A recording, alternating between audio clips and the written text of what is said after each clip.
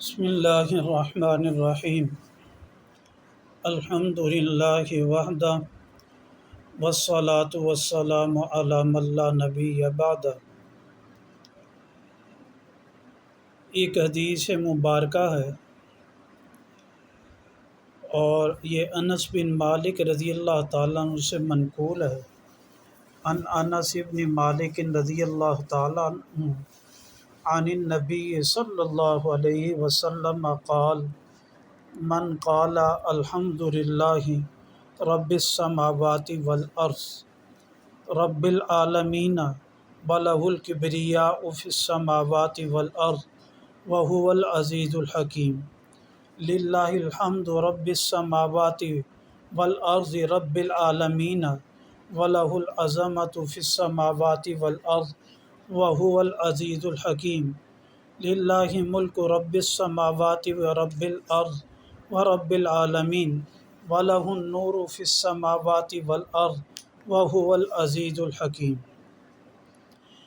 یہ مشہور ایک دعا ہے اور جو روایت مبارکہ نقل کی جاتی ہے اس میں وہ صحابی راوی جو ہیں انس بن مالک رضی اللہ تعالیٰ عنہ ہیں۔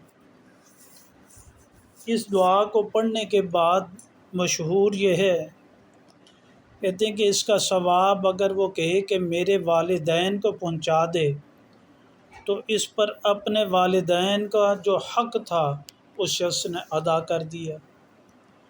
اور مختلف جگہ پر یہ دعا پرنٹ کر مساجد میں بھی لگائی جاتی ہے۔ علامہ آئینی رحمہ اللہ کے حوالے سے کہ انہوں نے اپنی کتاب میں نقل کیا۔ علامہ آئینی رحمہ اللہ کی کتاب جو ہے عمدۃ القاری، اس میں ایک حوالہ تھا کہ باب الوضوء من غیر حدث، اس میں کہ وہاں پر لکھی ہوگی یہ روایت مبارکہ۔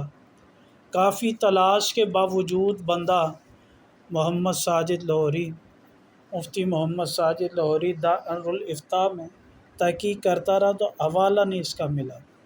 پھر اس کے بارے میں اور تحقیق کی تو علامہ سیوطی رحمہ اللہ نے اس روایت مبارکہ کو موضوعات میں سے شمار کیا، اور اس کے علاوہ اس روایت مبارکہ پر حافظ ذہبی رحمہ اللہ میدان الاعتدال میں اس کے راویوں پر اعتراض کرتے ہیں۔ آخر میں حکم یہ ہے اس بارے میں اس روایت کو نبی پاک صلی اللہ علیہ وسلم کی طرف منسوب کیا جائے یا نہ کیا جائے۔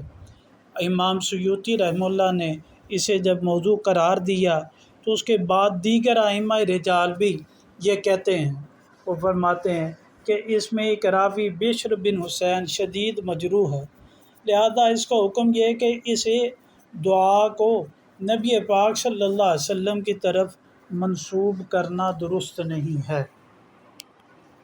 اللہ تعالیٰ صحیح سمجھ نصیب فرمائے اور عمل کی توفیق نصیب فرمائے۔